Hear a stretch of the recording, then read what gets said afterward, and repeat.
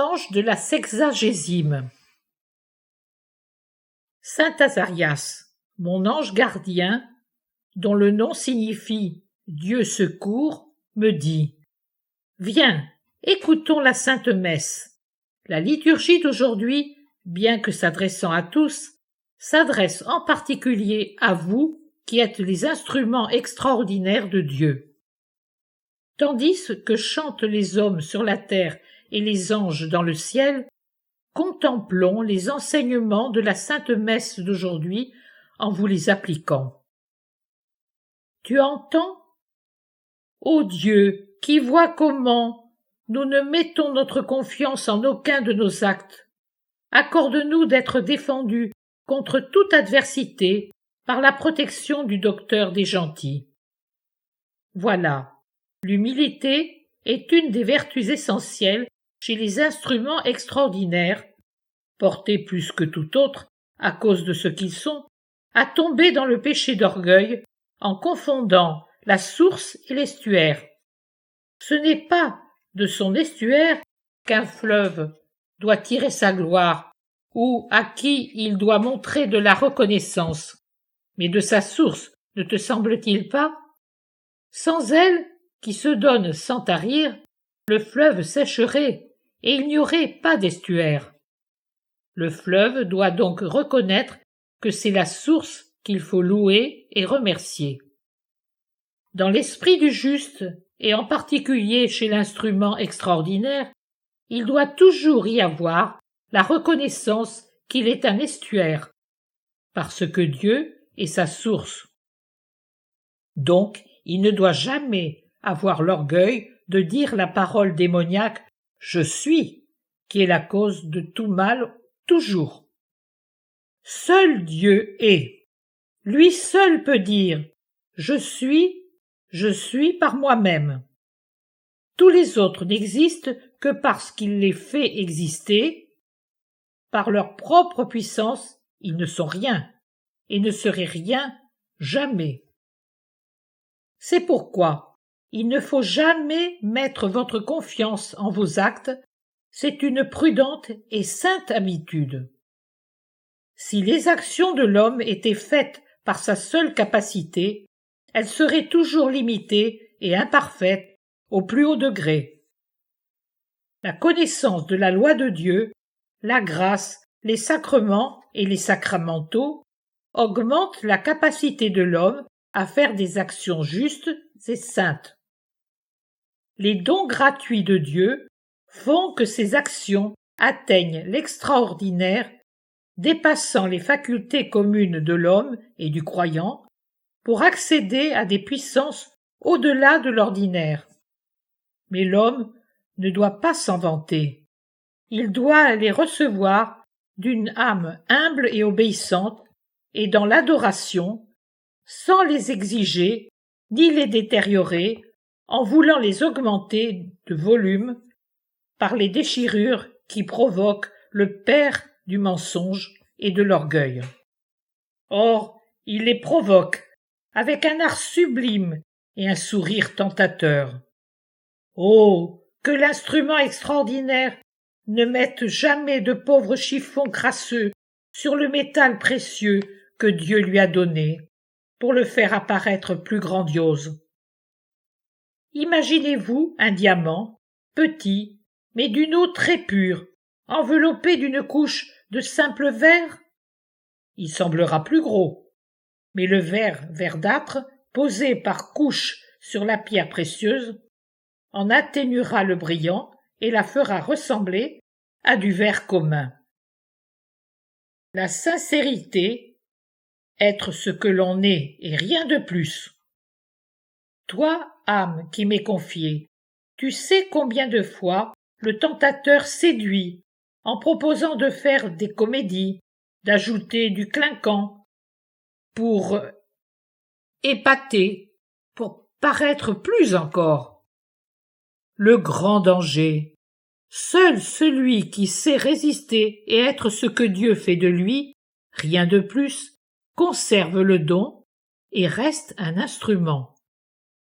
Avec quel tremblement ne t'ai-je pas vu tenter chaque fois? et avec quelle louange de gloire ai-je béni le Seigneur et remercié la cour céleste de t'avoir aidé à résister. Chaque fois que je t'ai vu sortir de l'épreuve, fatiguée, souffrante, mais plus mûre et victorieuse. L'ange du Seigneur est comme un jardinier qui soigne une plante précieuse, de la naissance à la maturité. Il veille sans cesse, dans la crainte des vents, du gel, des tempêtes, des parasites et des rongeurs. Sa paix, complète d'ange, il la retrouve quand il remonte au ciel avec le fruit cueilli sur le rameau levé de terre. L'âme sauvée jusqu'à la fin.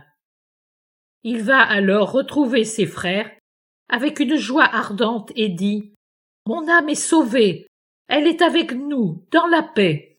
Gloire, gloire, gloire au Seigneur. » Ayez donc une reconnaissance humble et constante de votre néant, et suppliez continuellement les bienheureux habitants des cieux de vous apporter leur aide. C'est la communion des saints, invoquée pour venir en aide aux militants, et spécialement par ceux qui, en raison de leurs conditions particulières, sont plus exposés, c'est vrai, au soleil éternel, mais aussi aux tempêtes que déchaînent Satan et le monde. Les tempêtes se jettent sur les cimes isolées. Le deuxième enseignement de la liturgie d'aujourd'hui, spécialement pour vous les instruments extraordinaires, se trouve dans la parole de Paul, le docteur des gentils, qui, enlevé jusqu'au 3e ciel, entendit des paroles inexprimables qu'il n'est pas permis à l'homme de redire. Vous n'êtes pas enlevé au 3e ciel, mais vous entendez des paroles inexprimables, mystérieuses, qui vous sont données pour qu'elles soient données. Vous êtes donc de beaucoup inférieur à Paul. Pourtant, vous entendez les paroles de celui qui mérita d'être enlevé si haut qu'il put entendre les secrets, les mystères de Dieu.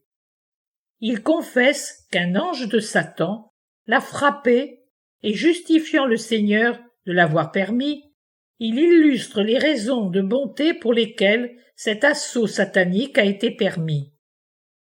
Afin que la grandeur des révélations ne me fasse pas m'enorgueillir, il a été mis une écharde dans ma chair, un ange de Satan chargé de me gifler. Il reconnaît être encore un homme, c'est-à-dire sujet aux tentations sataniques. Il ne dit pas « Moi qui suis allé au 3e ciel, je suis un séraphin intouchable ».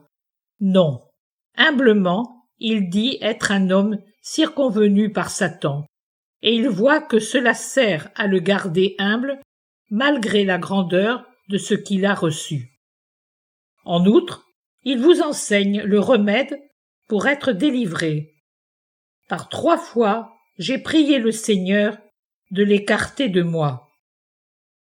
Il est bon de dire humblement « Ne m'induis pas en tentation, mais sauve-moi du malin ». Le Seigneur Jésus lui-même l'a dit, lui l'innocent, le Fils de Dieu. Toutes les créatures qui croient au Dieu un et trine, saint, bon, Père des hommes, doivent le dire. Vouloir agir seul pour repousser Satan n'est pas une bonne chose. C'est de la présomption. La présomption, c'est de l'orgueil. Or, l'orgueil est maudit de Dieu. Invoquez le Seigneur béni, le Père, le Fils, l'Esprit Saint. Invoquez les célestes cours des saints et des anges. Contre la hargne de Satan, les défenses ne sont jamais suffisantes. La Trinité bénie et tous les habitants des cieux ne demandent qu'à vous aider dans cette lutte sans trêve entre les puissances infernales et la partie inférieure d'une part et la partie supérieure et les puissances célestes d'autre part. pour le réconfort de vos douloureuses constatations d'impuissance à être intouchable de Satan, qui, dans sa colère, vous fait violence, précisément parce qu'il ne parvient pas à vous entraîner là où il le voudrait, écoutez la réponse du Seigneur à l'apôtre découragé par les griffes du mal. Ma grâce te suffit, parce que ma puissance donne toute sa mesure dans la faiblesse. Il ne faut pas prétendre à tout, âmes élues, pour l'extraordinaire. Vous avez le ciel. Vous devez supporter l'abîme qu'on vous présente pour vous terroriser.